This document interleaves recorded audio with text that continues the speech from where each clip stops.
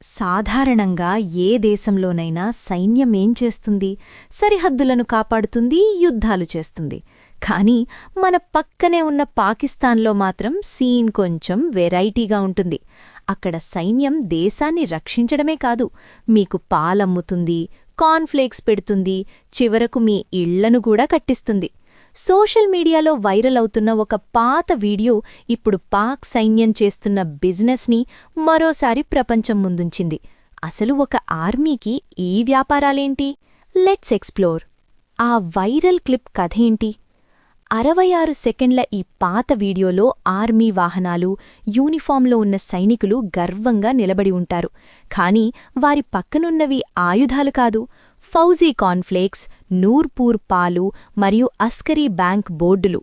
అంటే పాకిస్తాన్ సైన్యం గన్ పట్టుకోవడమే కాదు, గరిట తిప్పడంలోనూ, గల్లాపెట్టె నింపడంలోనూ తామే నంబర్ 1 అని చాటుకుంటోంది. సైన్యం చేతిలో ఏ బిజినెస్లున్నాయి?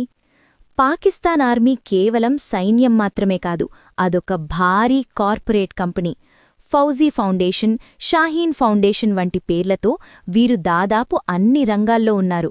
పాలు, పెరుగు, సిమెంటు, ఎరువులు, బ్యాంకింగ్, ఇన్సూరెన్స్, చివరకు రియల్ ఎస్టేట్. అంటే మీరు పొద్దున్నే లేచిన దగ్గర్నుండి రాత్రి పడుకునే వరకు వాడే ప్రతి వస్తువు వెనుక అక్కడ యూనిఫామ్ ఉంటుంది.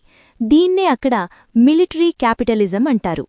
మద్దతుదారులు వర్సెస్ విమర్శకులు, ద డిబేట్. ఆర్మీ సపోర్టర్స్ ఏమంటారంటే ఈ లాభాలన్నీ రిటైర్డ్ సైనికుల సంక్షేమం కోసమే అని.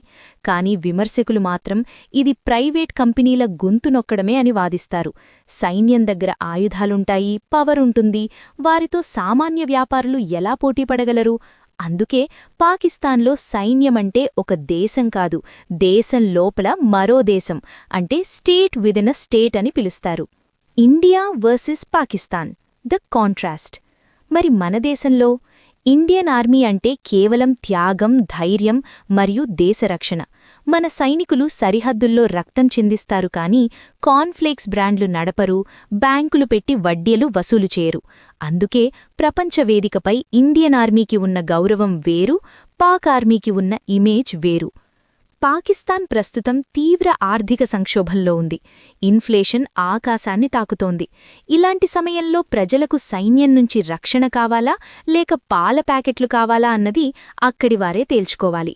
మరి ఈ ఆర్మీ మార్ట్ కాన్సెప్ట్ మీద మీ అభిప్రాయమేంటి? ఒక సైన్యం బిజినెస్ చేయడం కరెక్టేనా? కామెంట్స్లో చెప్పండి. ఇలాంటి ఇంట్రెస్టింగ్ అనాలిసిస్ కోసం మా ఛానల్కు సబ్స్క్రైబ్ చేసుకోండి. జై హింద్.